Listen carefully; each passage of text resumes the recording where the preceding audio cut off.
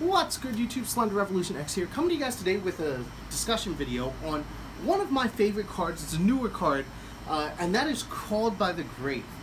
I've been known as a player to main deck to Call of the Grave in just about every deck that I play. I think it's just like an incredibly powerful card that is sometimes underestimated, and sometimes your opponent, you know, if they think you don't have it, it can really interrupt their plays. You know, the biggest thing that Called by the Grave is obviously used for is the negation of hand traps.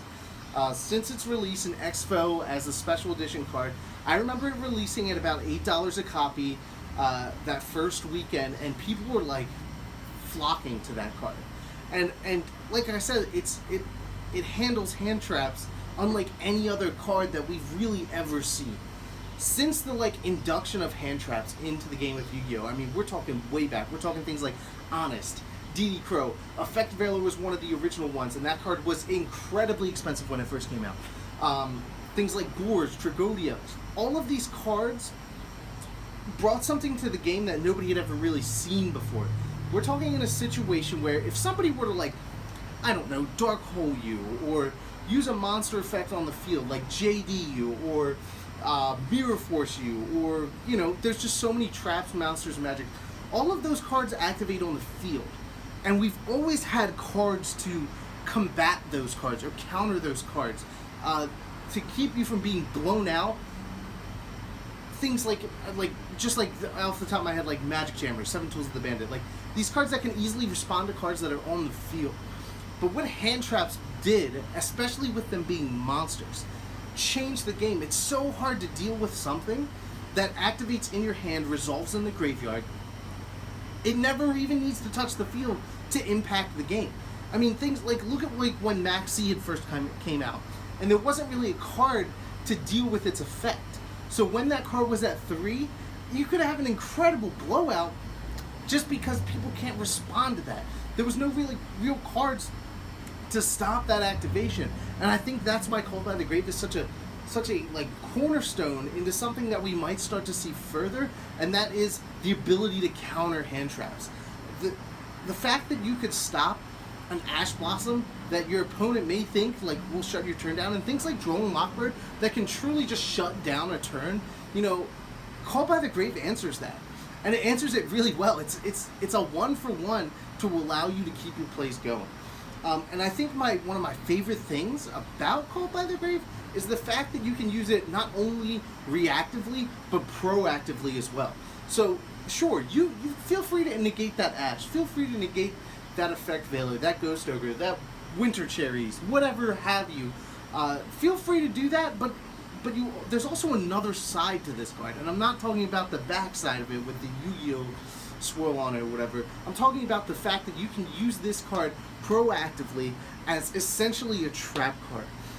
And my best example of that is the fact that you can use that, especially in the meta today, on cards like Ray. If you can stop a Sky Striker Ray, if your opponent has the Kagari on the field or the Shizuku on the field, and you feel comfortable enough to go in on that card, attack that card, remove it from the field, you can Call by the Grave that Ray and never have to worry about that card coming back to the field, recurring, and just steamrolling advantage for your opponent. I've done it plenty of times to where, because its effects not only last on this turn, but on the following turn, it can really, really stunt the advantage roll of a Sky Striker deck. And I think that's why I wish the card saw more meta play than it does now. And I think that's why it kind of merits itself as a main deck card, in my opinion. You're looking at any kind of going second deck is going to run this card. But I think the ability to remove things like Ray, remove things like Alistair, remove things like if somebody targets a Candina with a Reincarnation engraved, you can banish the Candina. Then that Candina's effects can't even be used for the rest of the turn until the end of my turn. So it's just a really, really versatile card that we don't see a lot of in the game today. It's just things that generally would go uninterrupted are able to be stopped by Called by the Grave. And I think it's for me personally, it's at least a side deck staple from here on out, just because hand traps have become so big in the game today. Unless we see a huge influx of the side frame monsters, into the main deck and side deck to combat the meta, I think Called by the Grave will be forever a staple. It's just, it's funny that such a strong card became a common in its core set, which, you know, isn't an issue. It's just something that I think people really need to think about. And whenever you're building a deck or building a side deck, think to yourself, like, how bad does this lose to hand traps?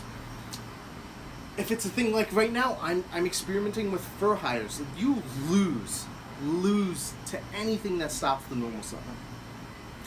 Called by the Grave is such a reactive way to stop the Ghost Ogre, to stop the Ash Blossom, and you're just gaining advantage from that. And it's such a good counter card to what we see in the game today.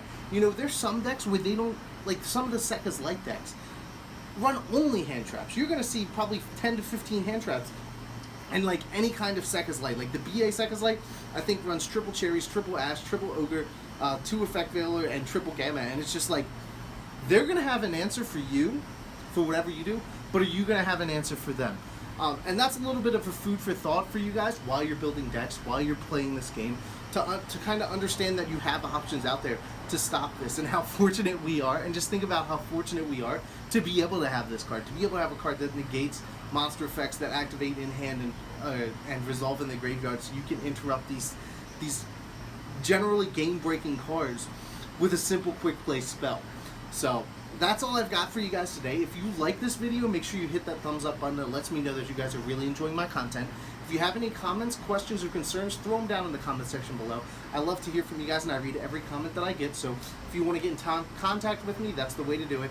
And as always, guys, remember to subscribe to join the revolution today. This is SlenderRevolutionX signing out, and I'll see you guys next time. Thanks for watching.